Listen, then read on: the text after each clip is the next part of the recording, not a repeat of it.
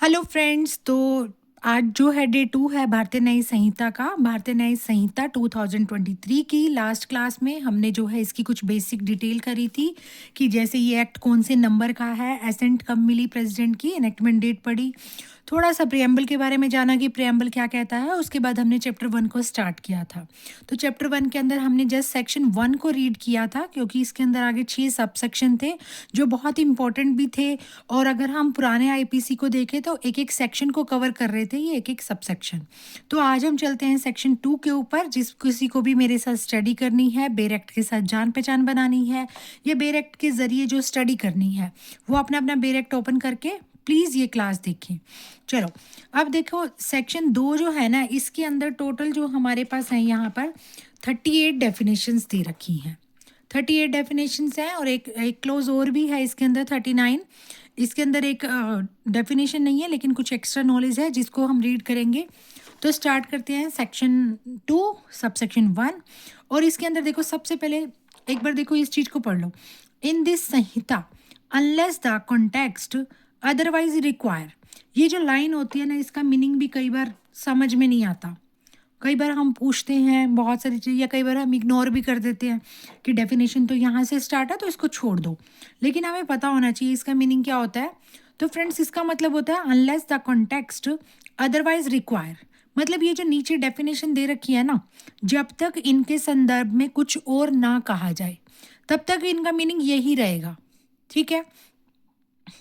अब मीन्स जैसे यहाँ पे देखो एक्ट दे रखा है, तो एक्ट की डेफिनेशन क्या दे रखी है। यहाँ पर ये कह रहा है कि act denotes as well as a series of acts as a single act. क्या मतलब इस लाइन का? तो इसका मतलब ये है फ्रेंड्स कि जैसे मान लो कोई भी एक एक्ट हो, सिमिलर मान लो कोई भी एक एक्ट किया हो आपने, या सीरीज ऑफ एक्ट किया हो। एग्जाम्पल के लिए जैसे मान लो किसी को आपने एक स्लैप किया हो, या आपने उसको 10 थप्पड़ मार दिए या एक थप्पड़ मार दिया, या मान लो एक स्टिक मारी, या उसी स्टिक से आपने किसी पर्सन को 10 बार मारा, तो वो एक ही एक्ट डिनोट होगा। ये नहीं कि एक एक्ट के लिए मान लो आपने किसी को स्टिक मारी, उसको हम हार्ट में काउंट करते हैं। ठीक है, तो उसके लिए हम उसको हार्ट के लिए पनिशेबल कराएंगे। लेकिन ये नहीं कि उसने 10 बार स्टिक मारी या 10 बार थप्पड़ मारे तो उसको 10 बार जो है हार्ट के लिए लायबल किया जाएगा, ऐसा नहीं है। तो सिंपल सी बात है, सेक्शन 2 का सब क्लोज 1 जिसमें एक्ट की डेफिनेशन दे रखी है, जो हमारे पुराने आईपीसी में सेक्शन 33 में दे रखी थी, वो ये कहता है कि एक्ट का मतलब यहाँ पर एज वेल एज, चाहे आप सीरीज ऑफ एक्ट हो, चाहे एक ही एक्ट किया हो किसी भी पर्सन ने, उसको हम एक सिंगल एक्ट जो है कंसीडर करेंगे। क्लियर हो गई इतनी बात? अब देखिए फ्रेंड्स, सेक्शन 2 पे आ जाइए, सब सेक्शन 2 पे, जिसके अंदर एनिमल की डेफिनेशन दे रखी है। अगर हम थोड़ा सा पुराने आईपीसी को रिलेट करके चलें, सिर्फ इसलिए कि डेफिनेशन हमें थोड़ा इनके नंबर याद हो जाए। अगर कंफ्यूज हो रहे हो तो आप इग्नोर कर दीजिए, जस्ट आप पढ़िए सेक्शन 2 का। बीएनएस के अंदर सेक्शन 2 का सब क्लोज 2 जो है वो एनिमल को डिफाइन कर रहा है। एनिमल का मतलब होता है कोई भी living creature other than a human being, यानी ह्यूमन बींग को छोड़कर जो भी लिविंग क्रिएचर्स होते हैं, जिनको हम कह सकते हैं कि जीवित प्राणी होते हैं, उन सबको हम क्या बोलेंगे? एनिमल बोलेंगे, जीव जंतु बोलेंगे। थर्ड में जो चाइल्ड की डेफिनेशन दे रखी है, ये न्यू ऐड की गई है। पहले पुराने आईपीसी में हमारे पास चाइल्ड की डेफिनेशन नहीं थी। अब सेक्शन 2 का सब क्लोज 3 जो हमें चाइल्ड की डेफिनेशन बता रहा है। तो यहाँ पर देखो चाइल्ड किसको कंसीडर किया गया, ये तो मेंशन है नहीं कि कोई गर्ल है या बॉय है, वुमेन है या मैन है। तो कोई भी पर्सन, यहाँ पर कह रहा है कोई भी पर्सन है, नहीं कोई भी हो सकता है, लड़का लड़की औरत आदमी कोई भी, जो भी 18 ईयर से नीचे का होगा उसको बीएनएस के अंदर चाइल्ड कंसीडर किया जाएगा। ना कम टू सेक्शन 2 का सब क्लोज 4 पे आ जाओ, जो काउंटरफिट की डेफिनेशन बता रहा है। तो ये हमें क्या कह रहा है, काउंटरफिट किसको कहा जाएगा? तो ये कहता है कि एक person, sorry, a person is said to counterfeit who causes one thing to resemble another thing, intending by means of that resemblance to practice deception, or knowing it to be likely that deception will thereby be practice. देखो, counterfeit का मतलब हिंदी में मैं आपको बताया, तो इसका मतलब होता है कूटकरण करना। मतलब कुछ ऐसा करना कि कोई भी पर्सन कूटकरण कर रहा है या नहीं, कब कहा जाएगा? जब कोई पर्सन एक चीज़ को दूसरे के जैसी, दूसरी मतलब जो एक चीज़ जो जैसी दिख रही है उसके जैसे सिमिलर एक और चीज़ बना देगा, और जिससे उसका उद्देश्य क्या होगा, किसी को जो है डिसेप्ट करना, मतलब किसी को धोखा देना, और उसको पता भी है, उसको नॉलेज भी है कि ऐसा करने से डिसेप्शन होगा। ठीक है, तो उसको हम क्या बोलते हैं, उसको कूटकरण कहा जाता है। मतलब एक तरह से आप सिंपल समझो, कूटकरण को छोड़ो, आप ये समझो काउंटरफिट का मतलब होता है जाली चीज बनाना। कोई भी पर्सन अगर एक चीज के साथ जैसी दूसरी कोई भी चीज रिजेम्बलेंस, मतलब सेम एज इट इज वैसी बना देता है, ताकि वो उससे कोई भी धोखाधड़ी कर पाए, और उसे पता है कि ऐसा करने से हो भी जाएगा, तो हम उसको काउंटरफिट बोलते हैं। जैसे हम ये बोल देते हैं कि किसी ने मान लो डुप्लीकेट स्टैंप बना दी किसी की, किसी ने किसी के साइन कॉपी कर दिए किसी पेज पे, ठीक है, तो उसको हम बोल सकते हैं कि काउंटरफिट। अब एक्सप्लेनेशन 1 कह रहा है कि it's not essential to counterfeiting that the imitation should be exact. ज़रूरी नहीं है कि चीज़ जो है बिल्कुल एज इट इज़ होनी चाहिए। अगर थोड़ी सी भी किसी के जैसी रिजेम्बलेंस चीज़ है, कोई ऐसी वैल्यूएबल थिंग को आप जो है उसके जैसी कोई भी आप रिजेंबल चीज़ बनाते हो, ठीक है, तो वो क्या माना जाएगा, काउंटरफिट माना जाएगा। दूसरी एक्सप्लेनेशन में कह रहा है when a person cause one thing to resemble another thing and resemble in such that a person might be deceived thereby, it shall be presumed until the contrary is proved that the person so causing the one thing to resemble the another thing intending by means of resemblance to practice deception, और उसे knowledge भी थी, knew it to be likely. इसका मतलब देखो क्या कह रहा है, कह रहा है कि मान लो किसी पर्सन ने एक चीज जो है दूसरे के जैसे दिखने वाली बना दी, ठीक है, तो कहते हैं कि जब तक उसके विरोधाभास कुछ प्रूव नहीं होता, तब तक यही माना जाएगा कि उस पर्सन ने ये काम धोखाधड़ी करने के लिए ही किया था, और उसे पूरी नॉलेज थी कि ऐसा करने से धोखाधड़ी कर सकता है वो, ठीक है। जब तक वो अपना मतलब अपना ये कह सकते हैं कि अपने आप को डिफेंड नहीं कर पाता, कुछ ऐसा प्रूव नहीं कर पाता कि उसकी इंटेंशन जो है डिसेप्शन करने की नहीं थी, तब तक यही माना जाएगा कि उसने ये काम कूटकरण के लिए ही किया है। अब आ जाओ सेक्शन 2 के सब क्लॉज 5 पे, जिसके अंदर कोर्ट की डेफिनेशन दे रखी है। वेरी इंपॉर्टेंट है, अगर हम लॉयर हैं या फिर हम जज बनना चाहते हैं तो हमें पता होना चाहिए कोर्ट का मतलब क्या होता है। जनरली क्या होता है, लोग पूछते हैं कोर्ट, हाँ कोर्ट मतलब जहाँ पे जाते हैं, जहाँ पे जजेस बैठते हैं, ठीक है, उसको लोग बोल देते हैं। ये तो बेसिक नॉलेज होगी। अब यहाँ से बीएनएस के अंदर जो कोर्ट की डेफिनेशन दे रखी है, इसका मतलब है कि कोर्ट यहाँ पर एक जज को रिप्रेजेंट कर रहा है, मीन्स अ जज who is empowered by law to act judicially alone, or a body of judges which is empowered by law to act judicially as a body when such judge or body of judges is acting judicially। अब देखिए यहाँ पर जो court जो है ना, यहाँ पर कोर्ट जज को ही कहा गया है कि कोर्ट का मतलब होता है जज, ऐसा जज जिसको लॉ के थ्रू पावर दे रखी है कि वो जो है जुडिशली अकेला जो है, ठीक है, न्यायिक मतलब न्यायिक जो कार्य कर सकता है, बॉडी ऑफ जजेस भी मिलकर न्यायिक कार्य कर सकते हैं, और एज ए बॉडी और अलोन। मतलब देखो एक जज जिसको लॉ ने पावर दे रखी है कि वो जो है न्यायिक कार्य कर सकता है, बॉडी ऑफ जजेस भी हो सकते हैं, उनको भी हम कोर्ट बोलेंगे, और यहाँ पर कह रहा है कि act judicially as a body, ठीक है, मतलब बॉडी, एक जज को भी हम कोर्ट बोलेंगे, अगर बॉडी ऑफ जजेस है उनको भी कोर्ट बोलेंगे, लेकिन कंडीशन क्या है, लॉ ने उनको पावर दे रखी हो कि वो न्यायिक कार्य कर सकते हैं, उनको हम क्या बोलेंगे, कोर्ट बोलेंगे। 2 का सब क्लॉज 6 जहाँ पर डेथ की डेफिनेशन दे रखी है, यहाँ पर means the death of a human being unless the contrary appear from. Simple सी डेफिनेशन है, डेथ का मतलब क्या होता है, मतलब बेसिक नॉलेज है, आपको ही पता है कि जब तक कुछ और उसके विरोधाभास में ना हो, तो किसी ह्यूमन बीइंग की अगर डेथ हो जाती है तो हम उसको क्या बोल देते हैं, डेथ हो गई। सब क्लोज 7 क्या कह रहा है, 2 का सब क्लोज 7 डिसऑनेस्टली की बात कर रहा है। Dishonestly means doing anything with intention of causing wrongful gain to one person और wrongful loss to another person। देखो फ्रेंड्स, यहाँ पे ना इंटेंशन वर्ड दे रखा है। इंटेंशन का मतलब ना बहुत सारे लोगों को इच्छा लगता है कि इंटेंशन मतलब जैसे हम कहते हैं ना, मेरी इंटेंशन नहीं थी, मतलब मेरी इच्छा नहीं थी, या मैंने ऐसे चाहा नहीं था। एक्चुअल में इंटेंशन का मीनिंग उद्देश्य होता है कि अगर किसी पर्सन ने कोई ऐसे काम किया इस उद्देश्य से कि एक पर्सन को तो रॉन्गफुल गेन हो जाए और एक पर्सन को रॉन्गफुल लॉस हो जाए, तो उसको हम क्या बोलते हैं, डिसऑनेस्टली बोलते हैं। यहाँ से 2 बातें और क्लियर कीजिए। देखो, रॉन्गफुल गेन का मतलब होता है कि ऐसा पर्सन जिसके लिए कोई भी चीज़ नहीं थी लेकिन उसको बेनिफिट मिल गया, तो रॉन्गफुल गेन हो गया उसको, ठीक है। और रॉन्गफुल लॉस होता है कि किसी पर्सन को गलत तरीके से लॉस हो जाना, ठीक है।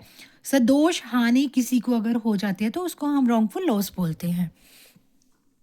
ये हमारे पास डिसऑनेस्टली की डेफिनेशन थी।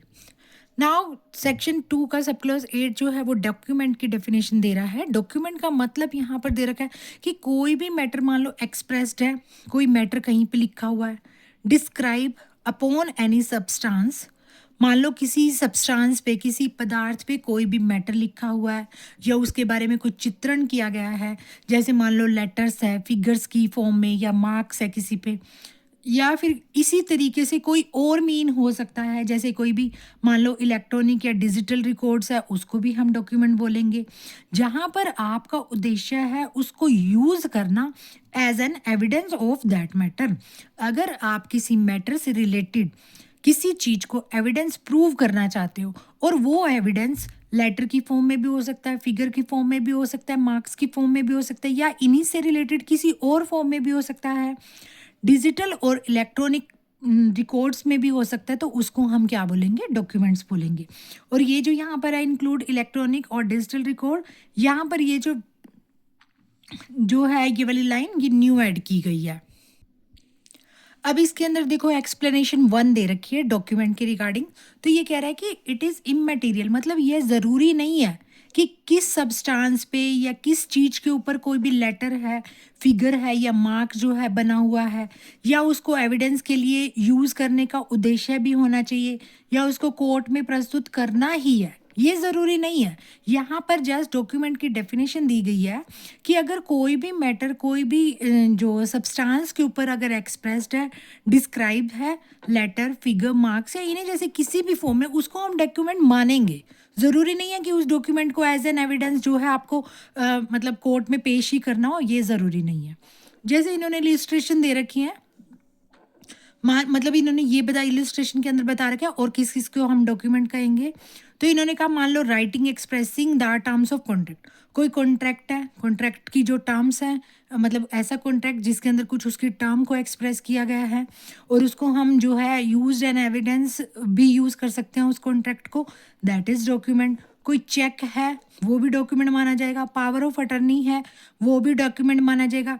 कई बार देखो हमें ना पावर ऑफ अटर्नी भी नहीं पता होता क्या होता है, तो पावर ऑफ अटर्नी हिंदी में इसको वकालतनामा बोलते हैं। जब भी कोई कोर्ट में हम केस जो है इनिशिएट करते हैं, तो वकील जो होता है, एडवोकेट जो होता है, वो अपने नाम से पावर ऑफ अटर्नी देता है कि वो इस केस को जो है डील कर रहा है।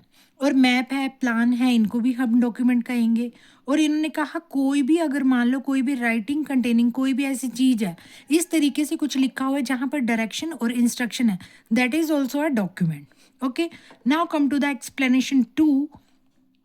यहाँ पर ये कह रहा है कि what ever is expressed by means of letter, figure, mark या एक्सप्लेन बाई मर्केंटाइल या other usages shall be deemed to be expressed by such letter, figure or marks within the meaning of this section, although the same may not be actually expressed।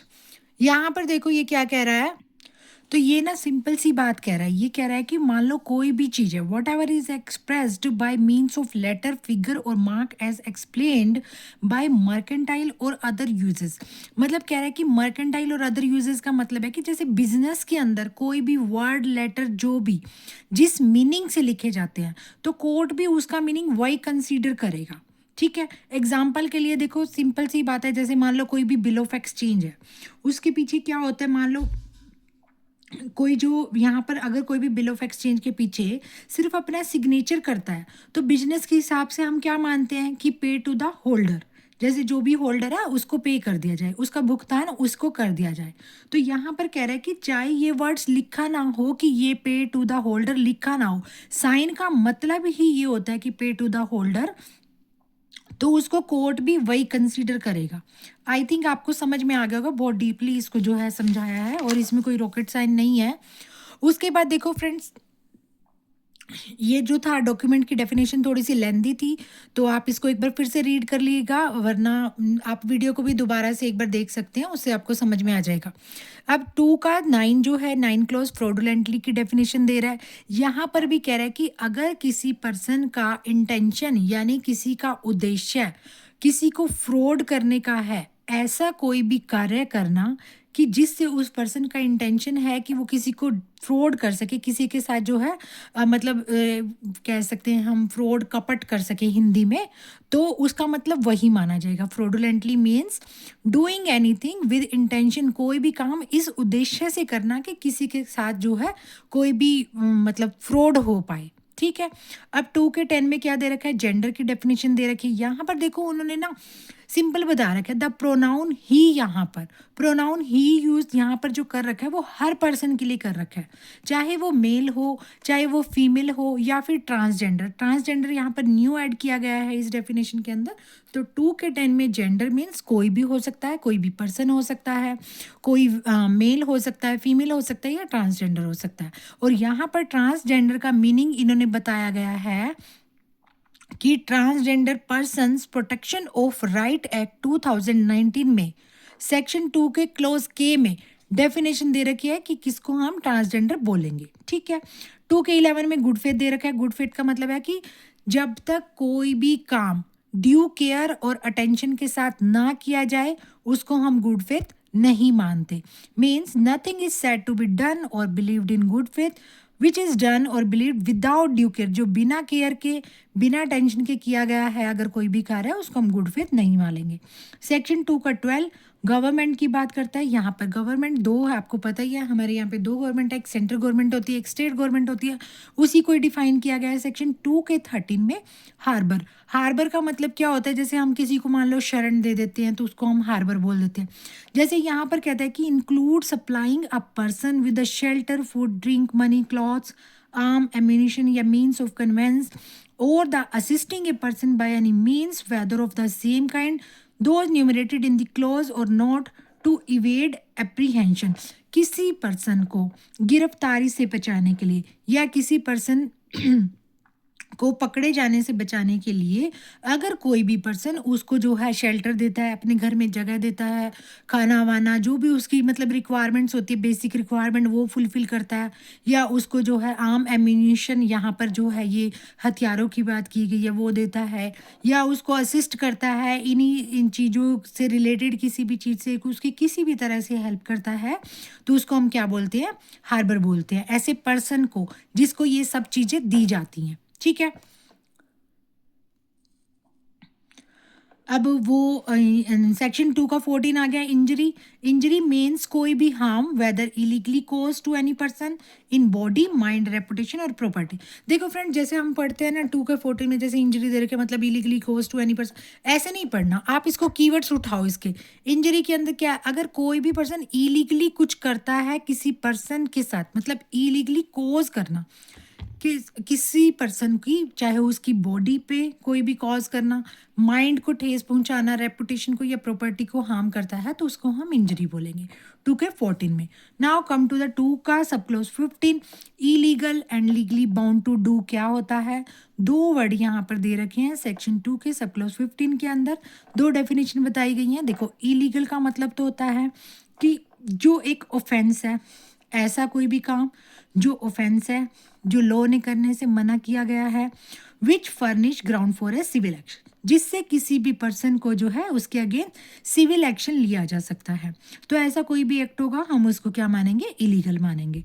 ठीक है। और a person is said to be legally bound to do का मतलब है कि whatever it is illegal in him to omit, कि अगर किसी पर्सन, कोई पर्सन किसी काम को करने के लिए बाध्य है लेकिन वो जानबूझकर उसको करने से ओमिट होता है, यानी उसको नहीं करता, उसको करने से पीछे हटता है, तो हम उसको क्या बोलते हैं, लीगली बाउंड टू डू, लेकिन वो इलीगल तरीके से उसको करता नहीं है, करने के लिए लीगली बाउंड है लेकिन आप उसको करते नहीं हो। ठीक है। तो उसको हम क्या बोलेंगे, लीगली बाउंड टू डू बोलेंगे।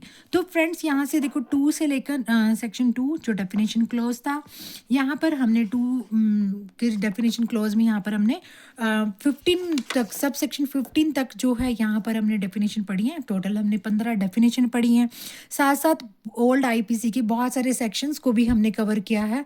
आई होप आपको अच्छे से समझ आया होगा। प्लीज़ आप मेरे साथ कनेक्ट हो जाइए, इस चैनल को सब्सक्राइब कर लीजिए ताकि जब भी मेरी न्यू क्लास आए आपको नोटिफिकेशन मिल जाए। जिस किसी को भी बेरेक्ट रीडिंग करनी है, बेरेक्ट से जान पहचान बनानी है, point two point, word by word अगर किसी को स्टडी करनी है, वो मेरे साथ कनेक्ट हो सकती है।